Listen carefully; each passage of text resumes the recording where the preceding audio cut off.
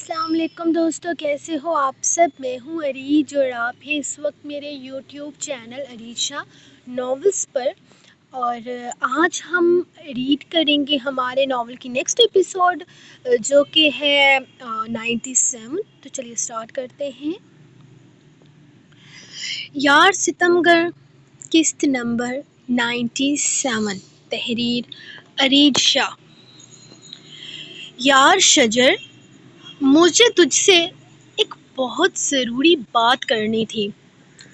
Mind مت کرنا، لیکن مجھے لگا کہ مجھے تجھے بتا دینا چاہیے۔ تجھے وہ لڑکیاں یاد ہیں جو 2 مہینے پہلے ہاسٹل میں لڑکوں کے ساتھ کمرے میں پکڑی گئی تھی؟ وہ جیسے ہی کلاس میں داخل ہوا، اس کا دوست عارف اس سے کہنے لگا، ہاں بالکل یاد ہے، وہ قصہ بھولنے والا تھوڑی ہے۔ وہ تو شکر ہے کہ یونیورسٹی کا ہاسٹل سے تعلق نہیں تھا، ورنہ اچھی خاصی بدنامی ہوتی۔ میرے خیال میں فرسٹ ایئر کی لڑکیاں تھیں نا وہ۔ شجر نے واقعہ یاد کرتے ہوئے کہا، یار وہ لڑکیاں آج کل تیری کزن علیزے کے ساتھ نا کچھ زیادہ ہی بیٹھ رہی ہیں۔ میں نے انہیں باہر گارڈن میں بیٹھے دیکھا تھا، پھر آج وہ کینٹین میں بھی اس کے ساتھ تھی۔ یار وہ لڑکیاں ٹھیک نہیں ہیں، تو اپنی کزن کو منع کر۔ دیکھ، اپنی کزن کو ایسے لوگوں کے بیچ بیٹھنے سے روک۔ تجھے پتہ ہے وہ اس پر کتنا برا اثر ڈال سکتی ہیں۔ ٹھیک ہے، میں سمجھ سکتا ہوں، آج کل کی لڑکیاں بہت تیز ہیں، اپنا بلا برا خود سمجھتی ہیں، لیکن پھر بھی یار، کلاس کی کوئی لڑکی ان کے ساتھ نہیں رہتی، صرف اس لیے کیونکہ وہ لڑکیاں بدنام ہیں۔ تیری کزن شاید اس بارے میں نہیں جانتی۔ تجھے پتہ ہے پچھلے دنوں نا ان پر الزام بھی لگا تھا کہ یونی میں نشے والے سگریٹ لے کر آئی ہیں۔ تیری کزن بیکار میں ان لوگوں کے ساتھ بدنام ہو جائے گی۔ عارف نے اسے گہری سوچ میں ڈال دیا تھا، بلکہ وہ خود بھی اس کی بات سن کر پریشان رہ گیا تھا۔ اس نے علیزے پر نظر نہیں رکھی تھی اور نہ ہی اس کی پرسنل سپیس میں انٹر کرنے کی کوشش کی تھی، لیکن اس بات نے اسے بھی پریشان ضرور کر دیا تھا۔ وہ فوراً ہی کلاس سے باہر نکل گیا۔ اف، آج بھی ہسپتال جانا ہے۔ میں تھک گئی ہوں روز روز ہسپتال جا جا کر۔ وہ گاڑی میں بیٹھتے ہوئے کہنے لگی، اب روز روز ہسپتال نہیں جانا پڑے گا، آج یہ قصہ ہی ختم کروا دیں گے۔ وہ بڑی مشکل سے بول پایا تھا، جبکہ وہ حیرت سے اسے دیکھنے لگی۔ آپ مجھے موبائل فون کب لے کے دو گے؟ میں نے اپنے بیبی کے لیے آن لائن شاپنگ کرنی ہے۔ وہ اس کی بات پر غور کیے بغیر ہی اپنی دھن میں بولی تھی،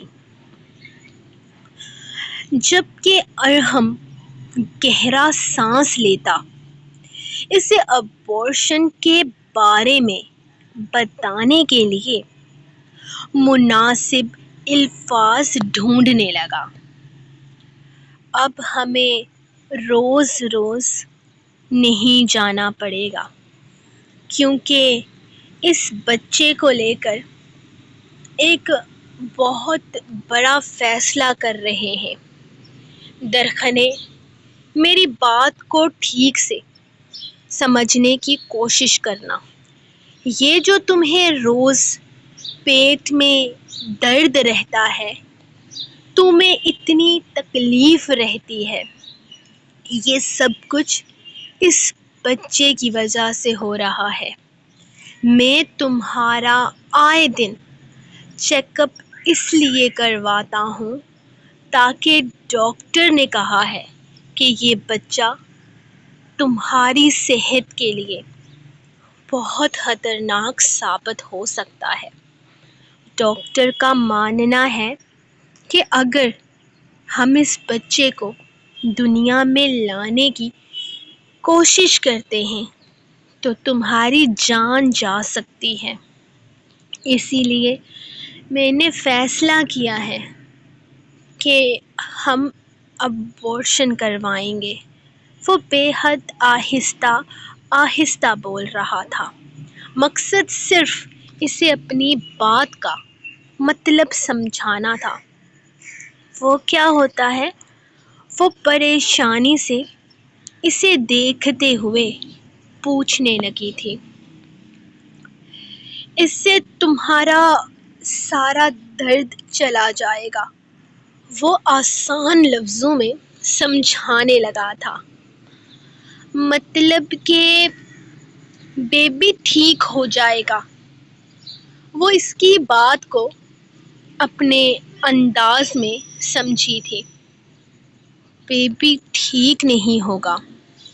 اسے لگ رہا تھا کہ وہ اپنی زندگی کا سب سے مشکل لمحہ جی رہا ہے۔ تو پھر ہمارا بیبی کدھر جائے گا؟ وہ پریشانی سے پوچھنے لگی۔ وہ نہیں رہے گا۔ ہم اس بچے کو ختم کر دیں گے۔ وہ کبھی پیدا نہیں ہوگا۔ اس نے دل پر پتھر رکھتے ہوئے کہا۔ نہیں، میں اپنا بچہ اپنے پاس رکھوں گی۔ یہ میرا بیبی ہے، یہ میرے ساتھ رہے گا۔ اس کے لیے میں سب کچھ کر آئی ہوں۔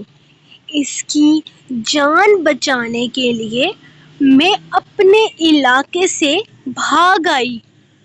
میں اپنے بچے کو کچھ نہیں ہونے دوں گی، چاہے کچھ بھی ہو جائے۔ یہ میرا بچہ ہے، یہ میرے پاس رہے گا۔ میں تمہیں بھی نہیں دوں گی۔ تم میرا بچہ مارنا چاہتے ہو؟ کتنے برے ہو تم! وہ جذباتی ہو گئی تھی۔ آپ جناب بھلا کر وہ پھر سے تم پر آ گئی تھی۔ دیکھو درخنے، سمجھنے کی کوشش کرو۔ کچھ نہیں سمجھنا مجھے۔ گاڑی روکو، مجھے تمہارے ساتھ نہیں رہنا۔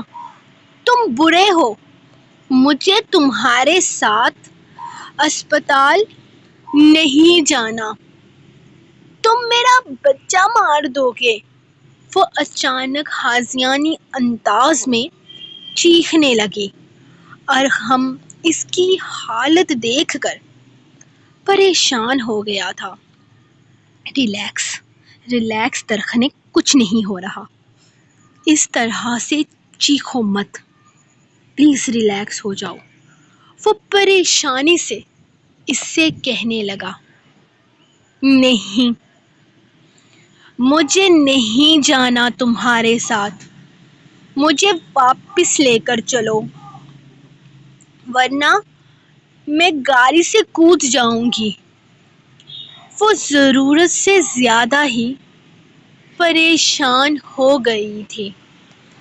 جب اگلے ہی لمحے ارحم نے اس کی حرکتوں سے پریشان ہوتے ہوئے گاڑی لاک کر دی تھی۔ Shut up! میں تم سے بات کر رہا ہوں، کیا فضول کی بکواس کیے جا رہی ہو آگے سے؟ میں سمجھا رہا ہوں، بات کر رہا ہوں۔ میرا بھی بچہ ہے، وہ صرف تمہارے لیے عزیز نہیں ہے۔ میں پاگل نہیں ہوں جو اپنے بچے کو مار دوں گا۔ وہ بول رہا ہوں، سمجھا رہا ہوں تمہیں کہ یہ بچہ تمہارے لیے جان کا خطرہ بنا سکتا ہے۔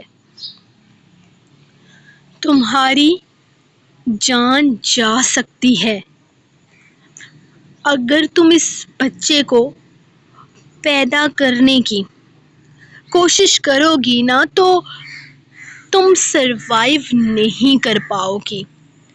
ڈاکٹر نے کہا ہے کہ تمہاری عمر بہت کم ہے۔ جسمانی طور پر تم ایک بچہ پیدا کرنے کے لیے تیار نہیں ہو، جس کی وجہ سے تمہارے لیے آگے جا کر مشکلات پیدا ہو سکتی ہیں۔ وہ غصے سے اسے سمجھانے لگا تھا۔ ہاں تو میرے لیے مشکلات پیدا ہوں گی نا؟ تمہیں کیا مسئلہ ہے؟ تم کیوں میرے بچے کو مارنے کا سوچ رہے ہو؟ میں اپنا بچہ نہیں مرنے دوں گی۔ میں اپنے بچے کو دنیا میں لاؤں گی۔ اس کی جان کی خاطر میں نے اپنا قبیلہ چھوڑا، اپنا گھر چھوڑا، اپنا باپ چھوڑا، یہاں تک انجان لوگوں میں آ گئی۔ اپنے ہی قبیلے کے لوگوں کو اپنی جان کا دشمن بنا دیا، میں نے صرف اس بچے کی خاطر۔ اور تم کہتے ہو میں اس بچے کو ہی مار ڈالوں؟ وہ غم اور غصے سے بول رہی تھی، جبکہ ارحم کو پہلی دفعہ محسوس ہوا تھا وہ اتنی بھی بچی نہیں تھی جتنا بچہ وہ اسے سمجھتا تھا۔ اسے تو لگ رہا تھا کہ درخنے کو اس بچے کے ساتھ صرف جسمانی لگاؤ ہے۔ جس طرح وہ اپنے اندر ہوتی تبدیلی کو محسوس کر رہی ہے، اسی طرح بچے میں اس کا انٹرسٹ بڑھ رہا ہے، لیکن وہ تو سمجھ ہی نہیں پا رہا تھا کہ وہ ایک ماں ہے جو اپنے اندر پلتے بچے کو محسوس کر رہی ہے۔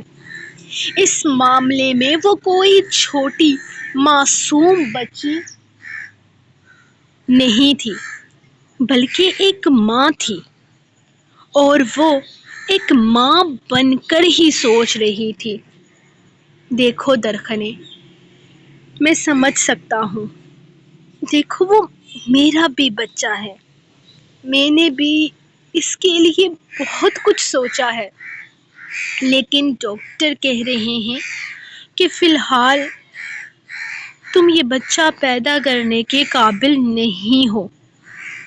کوئی ڈاکٹر کون ہوتی ہے یہ فیصلہ کرنے والی کہ میں بچہ پیدا کرنے کے قابل ہوں یا نہیں؟ وہ ہوتی کون ہے میرے بچے کو مارنے کے بارے میں سوچنے والی؟ یہ میرا بچہ ہے، میں اسے نہیں مارنے دوں گی، چاہے کچھ بھی کیوں نہ ہو جائے۔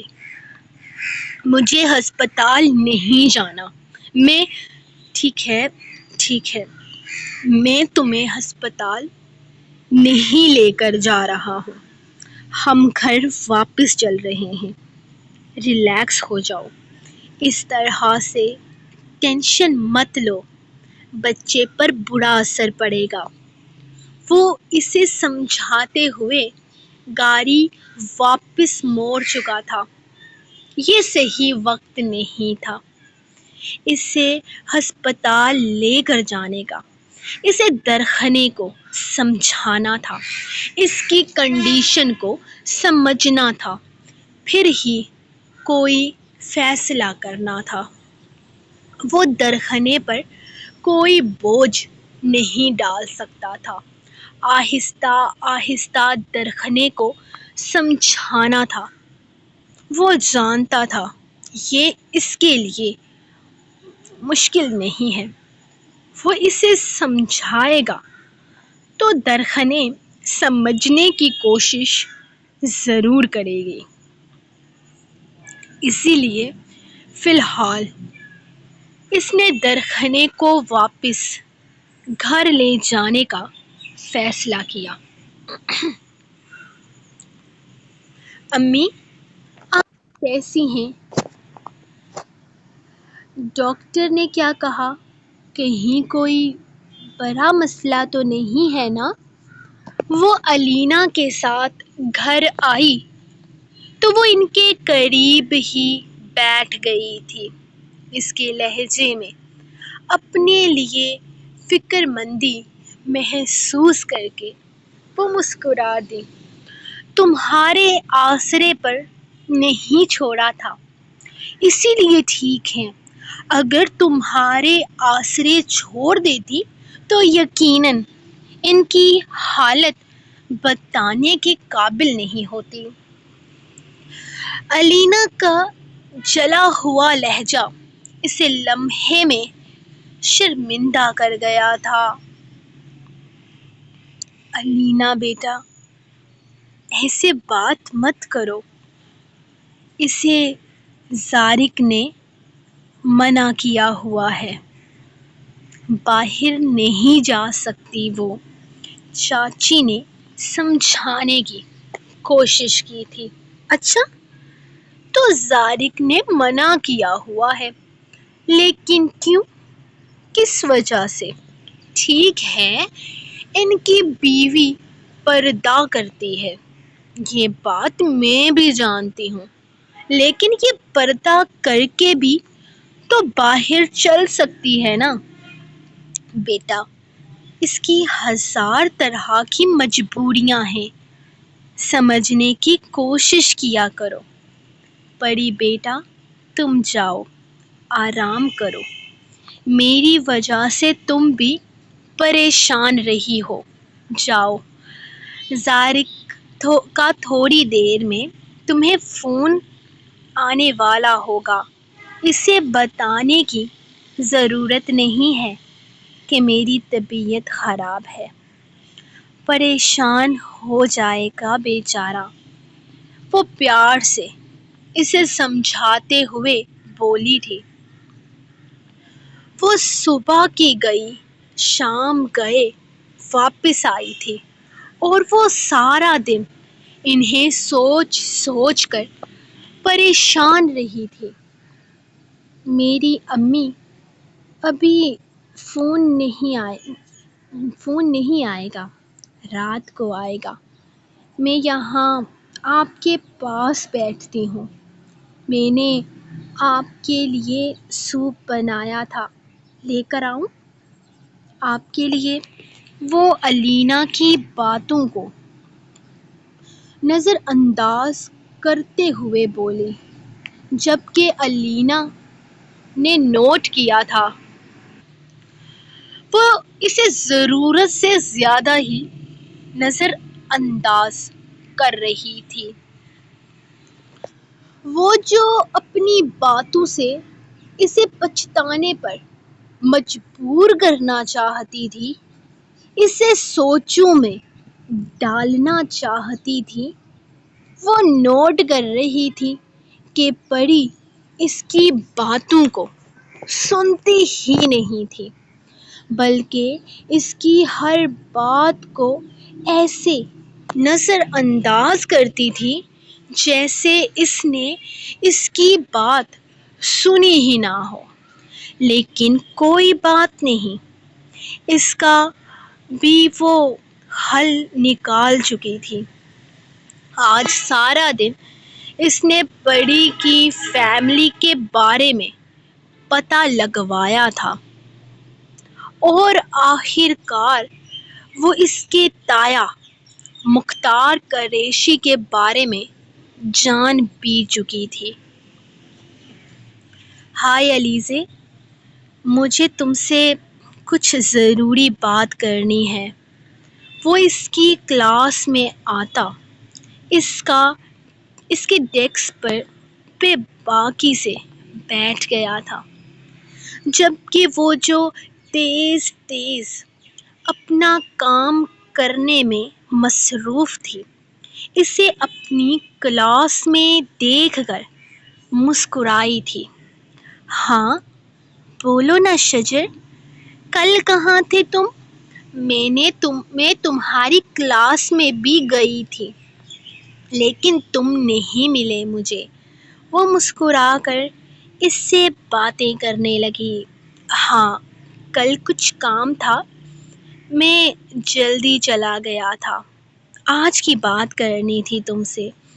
وہ بے حد کم آواز میں بول رہا تھا، جبکہ وہ پوری طرح سے اس کی طرف متوجہ تھی۔ وہ علیزے، مجھے تمہیں یہ بتانا تھا کہ آج کل تم جن لڑکیوں کے ساتھ اٹھ بیٹھ رہی ہو نا، وہ لڑکیاں ٹھیک نہیں ہیں۔ میرا مطلب ہے کافی بدنام ہے۔ ہاسٹل میں لڑکوں کے ساتھ بھی پکڑی گئی ہیں۔ وہ یہاں یونیورسٹی میں نشے والے سگریٹ وغیرہ لے کر آتی تھی۔ حالانکہ یہ بات ثابت نہیں ہوئی، لیکن پھر بھی جو سچ ہے وہ سچ ہے۔ یہاں اس یونیورسٹی کا بچہ بچہ جانتا ہے کہ وہ کس طرح کی لڑکیاں ہیں۔ تو تم جس طرح ان سے دوستی بڑھا رہی ہو، تمہارے لیے بری ثابت ہو سکتی ہیں۔ وہ ایک اچھے اور مخلص دوست کی طرح اسے مشورہ دے رہا تھا۔ ہاں شجر، انہوں نے مجھے بتایا ہے اس بارے میں، بلکہ ان لڑکیوں نے خود بتایا ہے کہ کس طرح انہیں بدنام کرنے کی کوشش کی گئی، اور پھر اتنا ہی نہیں بلکہ ان کے بیگ سے بھی نشے والے سگریٹ وغیرہ نکالے گئے، جو کہ جھوٹ تھا۔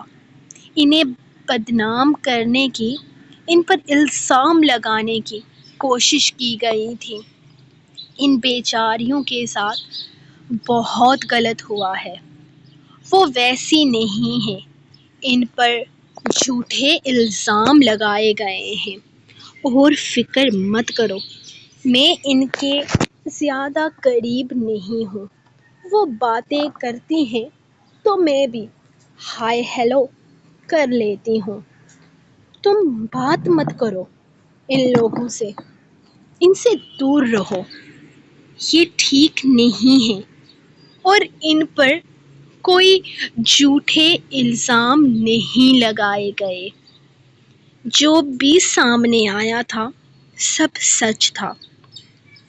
اور پلیز ایسے لوگوں سے بچ کر رہو۔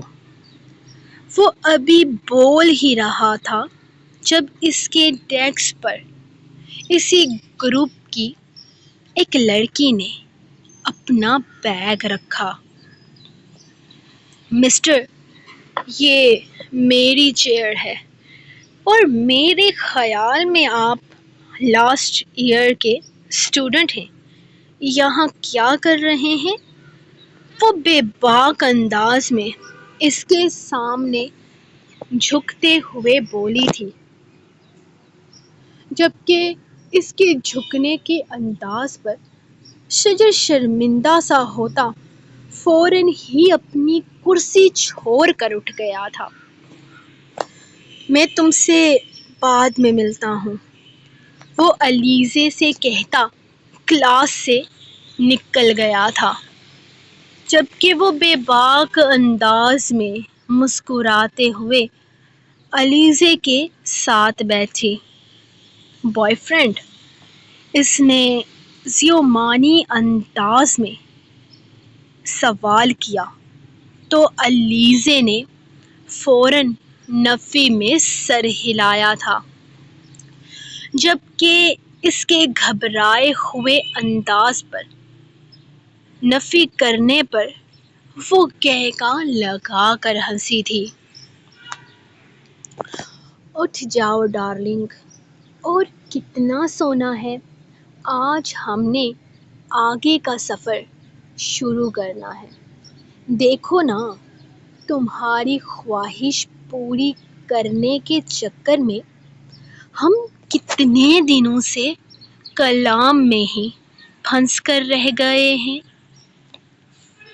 چلو، اب بھی چلو، بہت کچھ دیکھنا ہے، بہت کچھ باقی ہے ابھی، اور تمہاری نیندیں ہیں جو پوری نہیں ہو رہی۔ وہ اسے بے حد محبت سے جگا رہا تھا، جو بالکل بھی اٹھنے کا ارادہ نہیں رکھتی تھی، جبکہ رائق چاہتا تھا کہ وہ اسے پورا سوات گھمائے، تبھی وہ آگے کا سفر شروع کرے۔ الوینا، تم اٹھ رہی ہو یا پھر میں اب اپنے پر آ جاؤں؟ اس نے دھمکی دیتے ہوئے کہا، جس کا اس پر کوئی اثر نہیں ہوا۔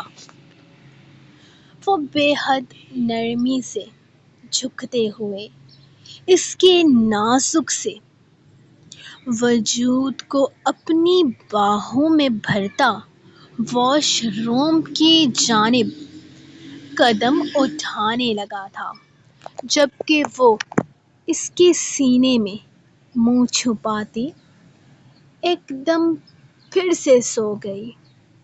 اسے ایک لمحے کے لیے بھی ترس نہیں آیا۔ ترس آیا، پھر سوچا وہ ترس کھانے کے قابل ہرگز نہیں ہے۔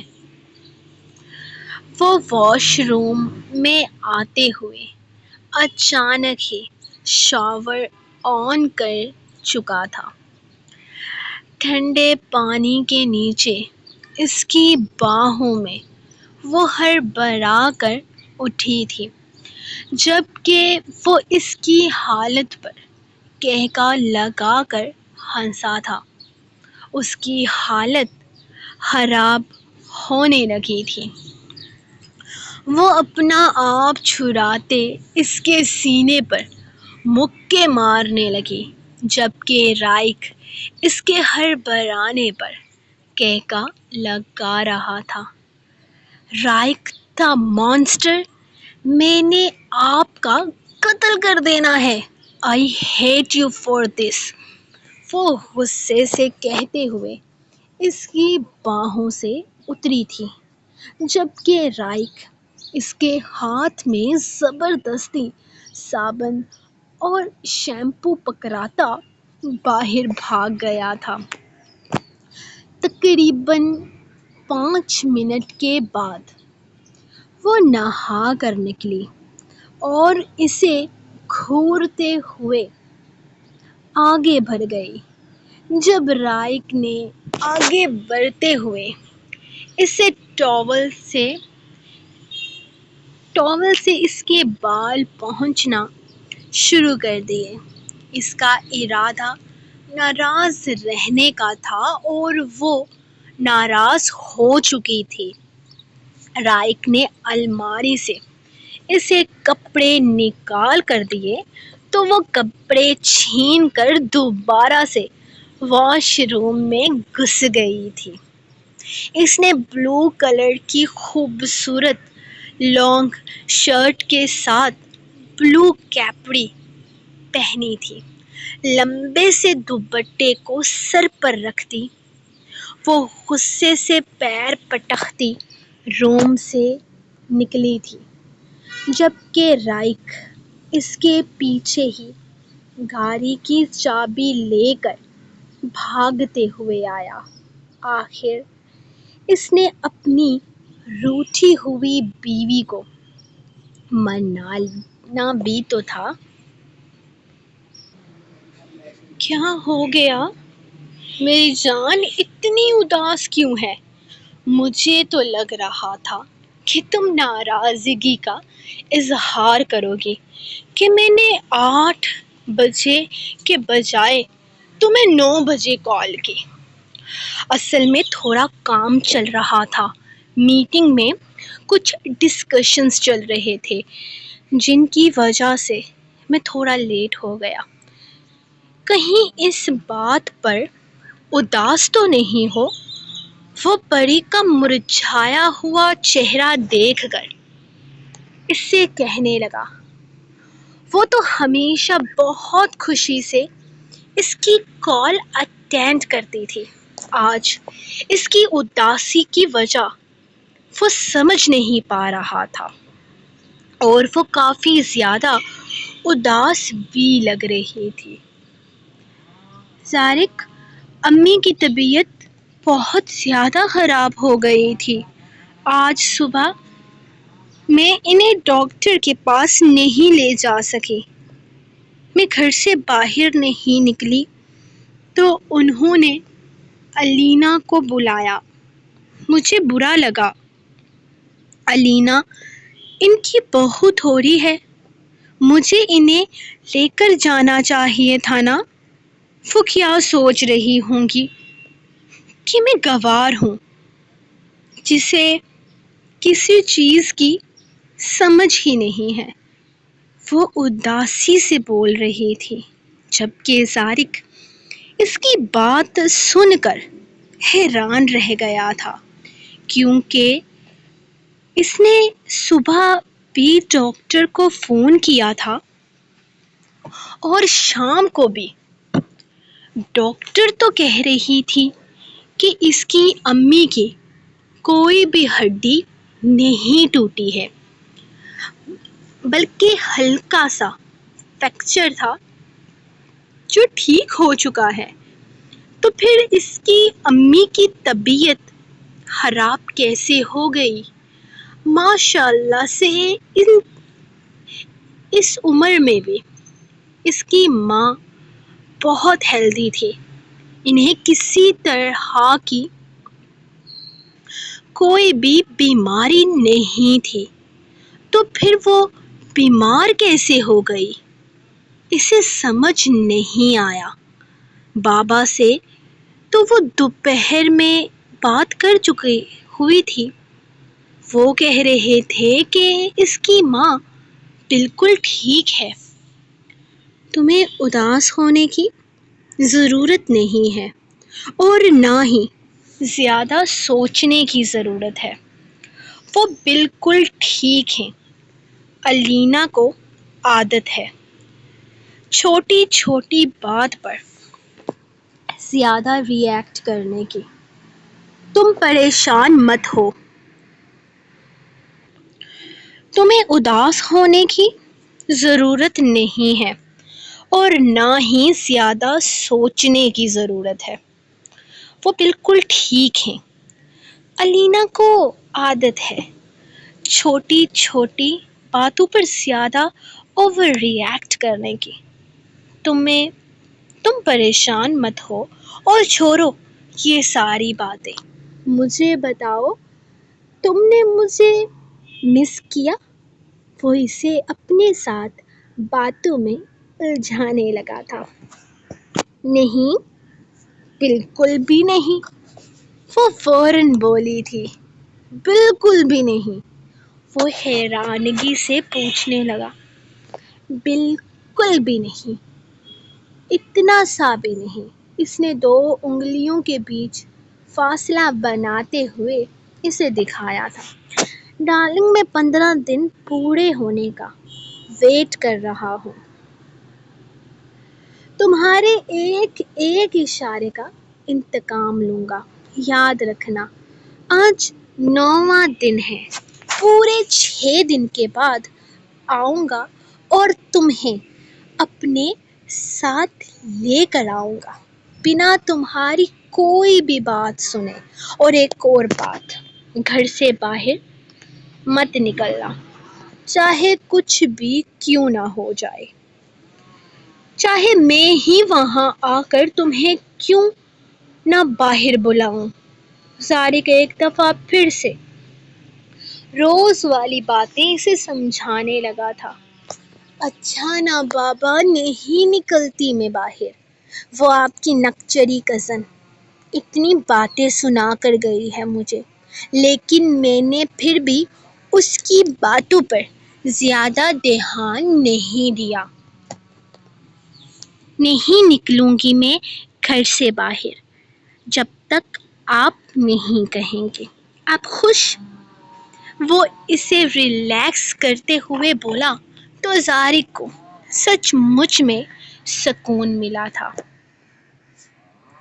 وہ تیز تیز کیمسٹری کی اسائنمنٹ بنانے میں مصروف تھی، جبکہ دماغ بار بار ارزق کی طرف جا رہا تھا۔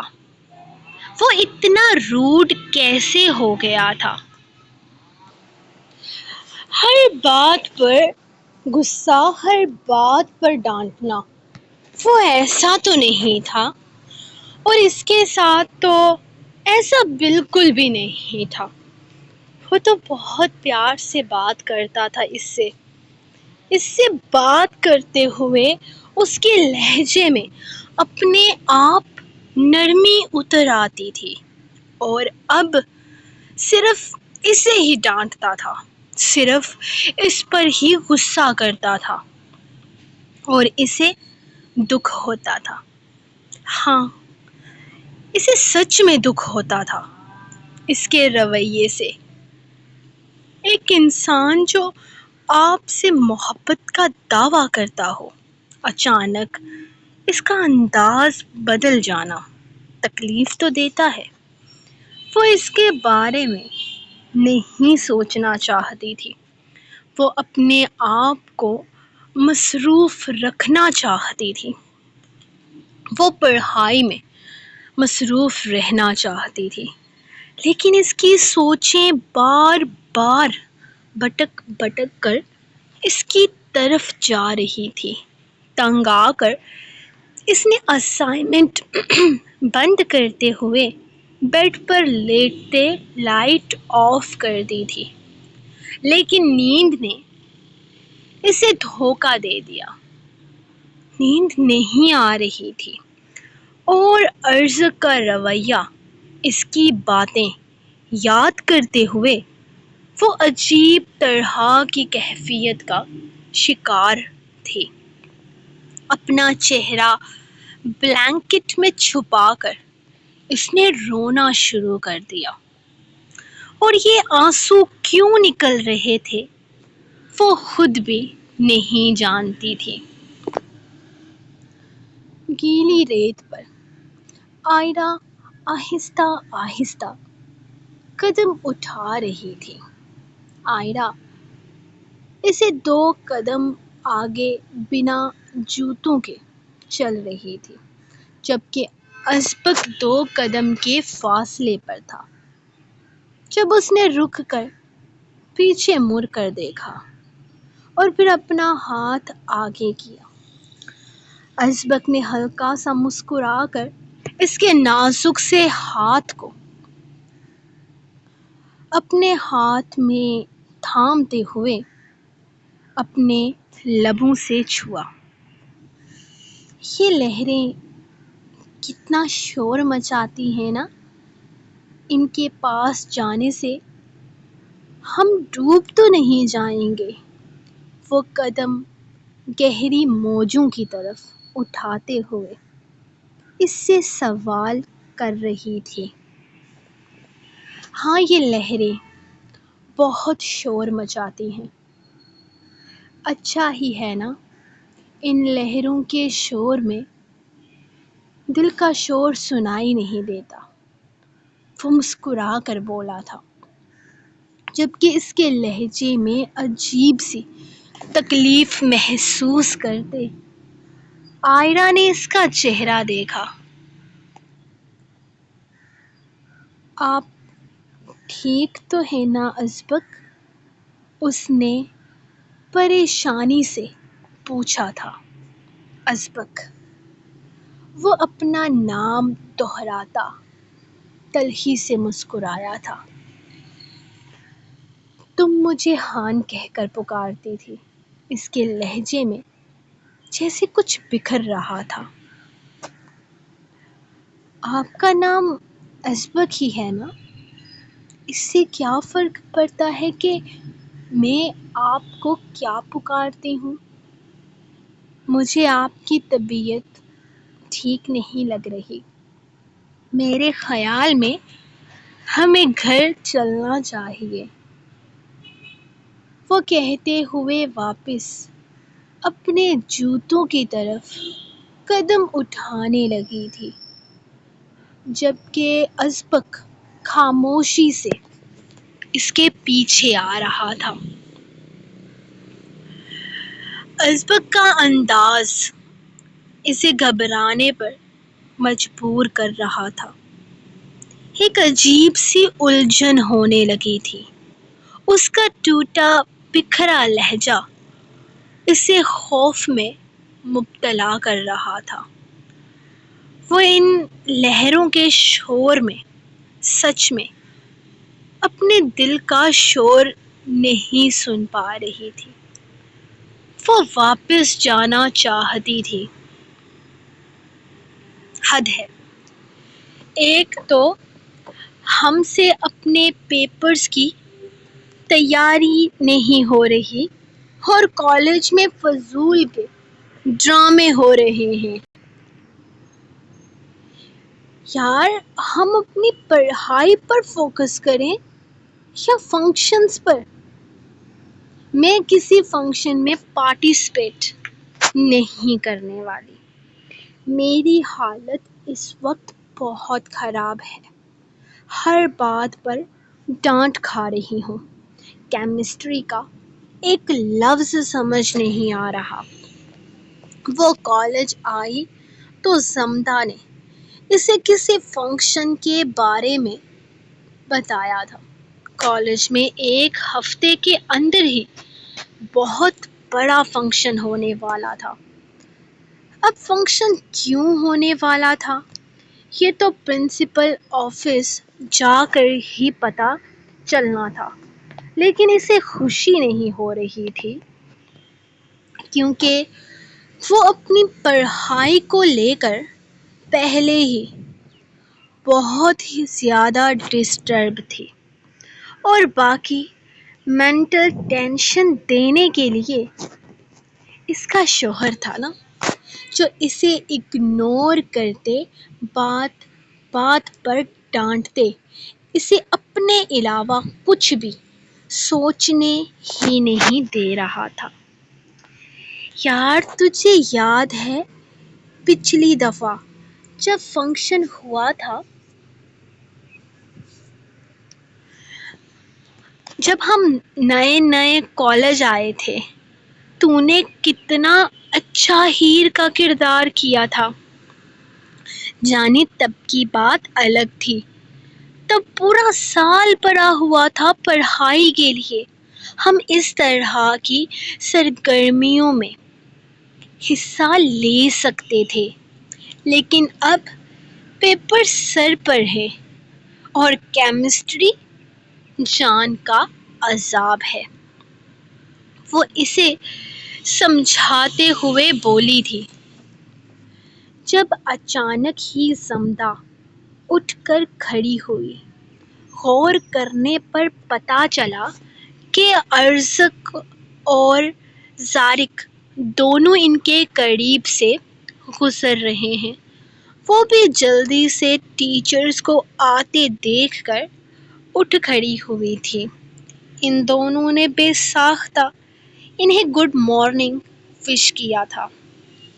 روز کا معمول تھا اور پرانی عادت بھی، لیکن سمجھ کو تو آگ یہ بات لگا گئی تھی کہ زارق نے مسکرا کر ان دونوں کو گڈ مارننگ کہا تھا، جبکہ ارزق نے صرف زمدہ کو گڈ مارننگ کہتے ہوئے آگے قدم بڑھا دیے تھے۔ کیا اس نے اسے سنا نہیں تھا؟ اس نے دیکھا نہیں تھا؟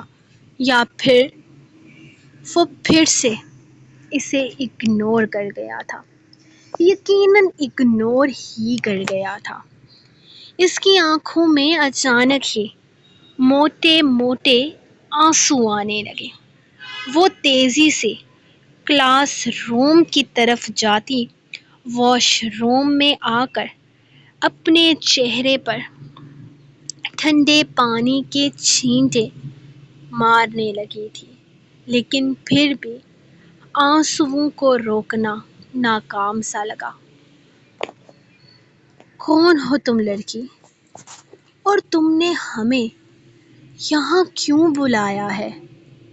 اور تم ہمیں جانتی کیسے ہو؟ مختار قریشی اس کی مسلسل کالز سے تنگ آ کر آخر اس سے ملنے آ ہی گیا تھا۔ اگر میں یہ کہوں کہ میں آپ کی فین ہوں تو یقیناً آپ یقین نہیں کریں گے، اسی لیے میں جھوٹ کا سہارا لیے بغیر آپ کو سچ بتاتی ہوں۔ میرا تعلق درانی خاندان سے ہے، اور میں جانتی ہوں کہ آپ کی بھتیجی پریزر اس وقت کہاں ہے۔ وہ بات کو گھمائے بغیر سیدھا مدعے پر آئی تھی۔ میں جانتی ہوں آپ اس کی تلاش میں ہیں، بلکہ اسے ڈھونڈ ڈھونڈ کر اب ہمت ہار گئے ہیں، لیکن میں آپ کی مدد کر سکتی ہوں۔ آپ کو اس کا پتہ بتا سکتی ہوں، بلکہ آپ کو اس تک پہنچا سکتی ہوں۔ وہ مسکراتے ہوئے بولی، جبکہ سامنے کھڑا آدمی حیران تھا۔ اور تم ایسا کیا کرو گی؟ کیوں کرو گی؟ یہ بھی تو بتاؤ نا۔ میری مدد کیوں کرو گی تم؟ یقیناً اس سے تمہارا بھی ضرور کوئی نہ کوئی فائدہ تو ہوگا۔ شکل سے ہی شاطر لگتی ہو۔ وہ اسے دیکھتے ہوئے بولا تو وہ مسکرائی تھی۔ ہاں بالکل ایسا ہی ہے۔ آپ اسے اپنے ساتھ لے کر جائیں گے اور زارق سے اس کی طلاق کروائیں گے۔ اس کے بعد اس کی شادی اپنے بیٹے سے کرواؤ یا کسی ملازم سے، مجھے فرق نہیں پڑتا، لیکن زارق سے اس کی طلاق کرواؤ گے، کیونکہ وہ لڑکی میری جگہ پر قبضہ کیے بیٹھی ہے۔ وہ تفصیل سے بتا رہی تھی، جبکہ مختار قریشی مسکرایا تھا۔ ٹھیک ہے، مجھے ڈیل منظور ہے، بتاؤ مجھے کیا کرنا ہوگا۔ وہ فوراً اس کی بات کو مان گیا تھا، جبکہ الینا اب اسے اگلا پلان بتا رہی تھی۔ دیکھیں بیٹا، جو فنکشن ہم کر رہے ہیں اس کے پیچھے کی اصل وجہ ایک یتیم خانے کی مدد کرنا ہے۔ ہم کسی سے مانگ کر تو کسی کی مدد نہیں کر سکتے نا، اسی لیے ہم نے سوچا ہے کہ ہم اپنے ہی کالج میں چھوٹا سا فنکشن ارینج کریں گے، جس میں بچیاں پرفارم کریں گی۔ اسٹوڈنٹس خود ہی ٹکٹس خرید کر جو اماؤنٹ جمع کریں گے، اس اماؤنٹ سے ہم اس یتیم خانے کی تھوڑی مدد کریں گے۔ اینڈ آئی پرامس آپ لوگوں کی پڑھائی پر کوئی اثر نہیں پڑے گا، خاص کر فرسٹ ایئر کے اسٹوڈنٹس جن کے پیپر سب سے زیادہ قریب ہیں. اگر وہ چاہیں تو فنکشن میں اپنا حصہ نہ ڈالیں، لیکن پھر بھی میں چاہتا ہوں کہ زیڈ گروپ جس طرح پچھلے فنکشن میں پرفارمنس کی تھی اسی طرح اس فنکشن میں بھی کریں. لیکن سر ہم کیسے کریں گے؟ ہمارے تو پیپر سر پر ہیں. یہ ہمارے لیے بہت مشکل ہو جائے گا، سارا نے پریشانی سے کہا. دیکھیں بیٹا، ہم بھی تو کسی کی پریشانی کا حل کرنے کی کوشش کر رہے ہیں نا. آپ کی تھوڑی سی ایفرٹس سے کسی کی بہت مدد ہو سکتی ہے. سر کا انداز سمجھانے والا تھا. اور یہ سب کچھ کوئی بہت لمبے چوڑے عرصے تک نہیں ہوگا. 4 دن کے اندر اندر ہی ہم فنکشنز کی تیاری کر کے فنکشن کر دیں گے. اس سے جو بھی منافع ہوگا وہ اس یتیم خانے میں جائے گا جس میں معصوم چھوٹی بچیوں کو تعلیم اور تربیت دی جائے گی، اس کی اچھی پرورش کی جائے گی. لیکن ہم بس ایک اچھے قدم میں چھوٹا سا حصہ ڈال رہے ہیں. ان کا انداز اب بھی سمجھانے والا تھا، جبکہ وہ چاروں ایک دوسرے کو دیکھ کر ہلکا سا مسکرائی تھی. یقیناً وہ فیصلہ کر چکی تھی کہ انہیں کیا کرنا تھا. بیٹا، یہ دنیا انٹرٹینمنٹ چاہتی ہے. یہاں پر اپنی جیب سے ایک پیسہ نکالنے کے لیے بھی پہلے انٹرٹینمنٹ مانگی جاتی ہے. میں جانتا ہوں اگر میں سب لوگوں سے یہ کہوں کہ وہ لوگ 100 روپے عطیہ کر کے ان بچوں کی مدد کریں تو بہت کم لوگ آئیں گے. لیکن اپنی انٹرٹینمنٹ کے لیے، اپنی دل جوئی کے لیے سب لوگ اس فنکشن میں پیسے ڈالیں گے. اسی لیے میں نے لوگوں سے 100 روپے مانگنے کے بجائے 200 روپے کا ٹکٹ رکھا ہے تاکہ ان بچیوں کی زیادہ مدد ہو سکے. ان کے پاس کھڑے پرنسپل سر مسکراتے ہوئے بولے تھے، جبکہ ان کی بات کی گہرائی کو وہ بہت اچھے سے سمجھ گئی تھی. ارزق کے لیے کام سمجھنا مشکل نہیں تھا. ازبک نے اسے کچھ بتایا تھا اور باقی وہ خود ہی سب کچھ سمجھنے لگا تھا. اس جھگڑے کے بعد ان دونوں کی تفصیل سے یہ پہلی ملاقات تھی جس پر نہ تو ارزق نے کوئی اعتراض کیا تھا اور نہ ہی ازبک نے، بلکہ ازبک اس سے کافی خوش دلی سے ملا تھا.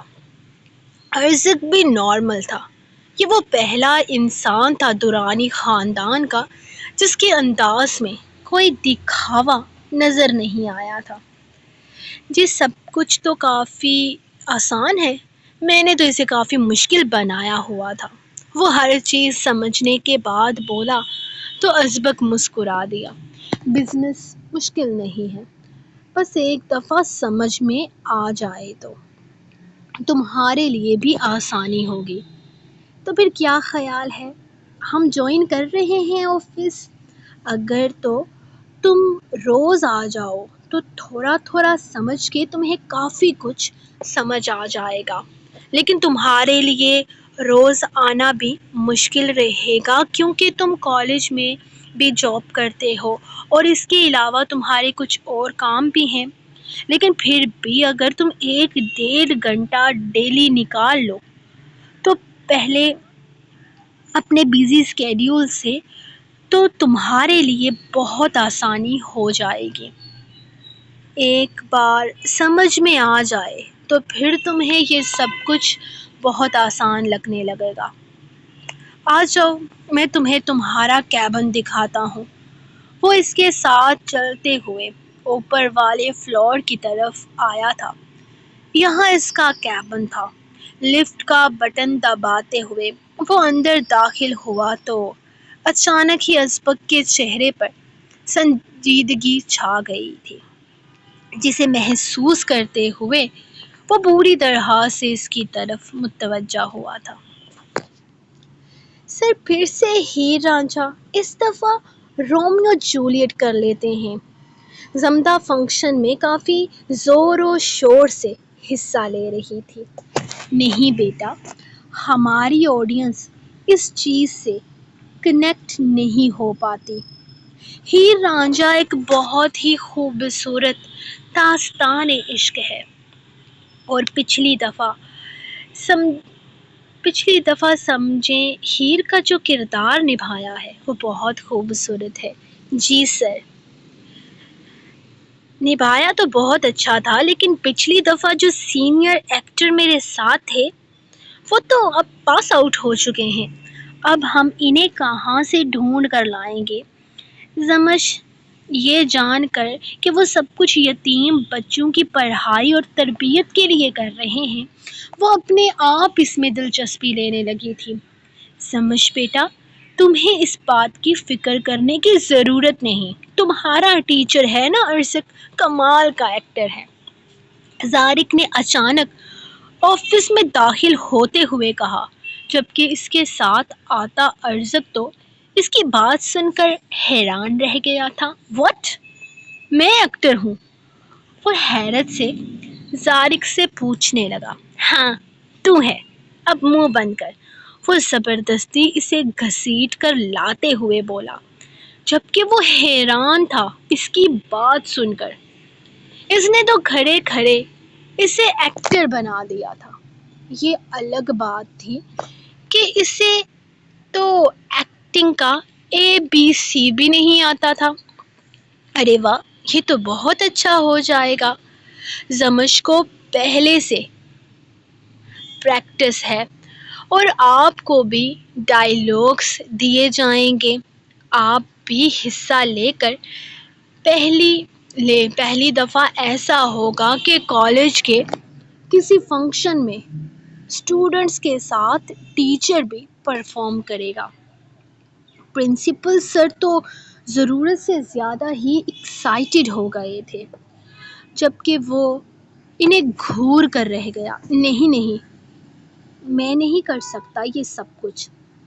جو کچھ ہو رہا ہے مجھے انٹرسٹ نہیں ہے، میں یہ سب کچھ کالج کے زمانے سے ہی چھوڑ چکا ہوں۔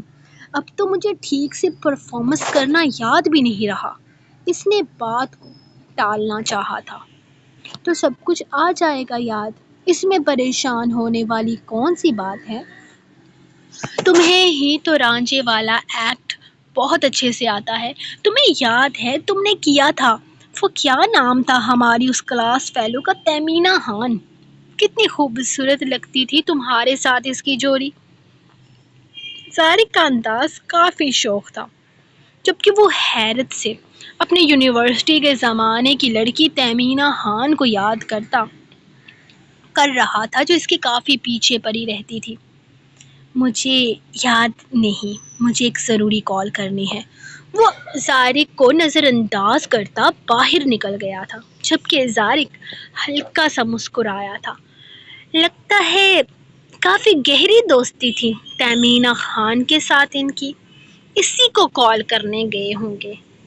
زارق کو زمش کی سرگوشی نما جلن سے بھرپور آواز سنائی دی تو زارق کو اپنا تیر سیدھا نشانے پر لگتا محسوس ہوا۔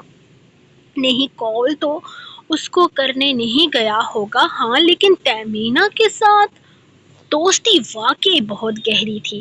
یونیورسٹی کے بعد بھی ایک دوسرے سے ملتے جلتے رہے ہیں، لیکن پھر آہستہ آہستہ ملاقات کا سلسلہ ختم ہو گیا۔ میرے خیال میں اب بھی رابطہ ہوتا ہوگا ان کا۔ زیادہ انداز سوچنے والا تھا، جبکہ اس سرگوشی نما آواز میں باتیں کرتے دیکھ پرنسپل سر ان کی طرف متوجہ ہو گئے تھے۔ وہ جانتے تھے وہ یہاں کسی مقصد سے آئے ہیں، اور اس کالج میں ٹیچر کے فرائض سر انجام دینا بھی ان کے کسی مشن کا حصہ ہے۔ لیکن زمش برلاس خان کو انہوں نے اکثر ہی ارشد سے باتیں کرتے ہوئے دیکھا تھا، اور پھر ایک دن انہوں نے ارشد کے موبائل اسکرین پر زمش اور ارشد کی تصویر لگی دیکھی تھی۔ اس دن سے انہیں اندازہ ہو گیا تھا کہ ان دونوں میں کچھ چل رہا ہے، اور ایک دفعہ انہوں نے اپنے آفس کے CCTV کیمرہ پر ارشد کو برلاس خان کے ساتھ باہر کالج روڈ پر کھڑے دیکھا تھا۔ وہ کیا باتیں کر رہے تھے اندازہ لگانا کافی مشکل تھا، لیکن ان کے انداز سے لگ رہا تھا کہ موضوع گفتگو یقیناً کوئی بہت سیریس بات ہے، اور اس دن سے ہی اندازہ لگا چکے تھے کہ زمش اور ارشد کے بیچ میں اگر کچھ چل رہا ہے تو اس کی خبر برلاس خان کو بھی ہے، اسی لیے وہ اس معاملے پر بالکل بھی غور کیے بغیر اپنے کام پر دھیان دے رہے تھے۔ سو گائز، یہ تھی آپ لوگوں کی آج کے ایپیسوڈ۔ ملیں گے نیکسٹ ایپیسوڈ کے ساتھ، تب تک کے لیے اپنی رائڈر کو دیں اجازت اور دعاؤں میں یاد رکھیں۔ اللہ حافظ۔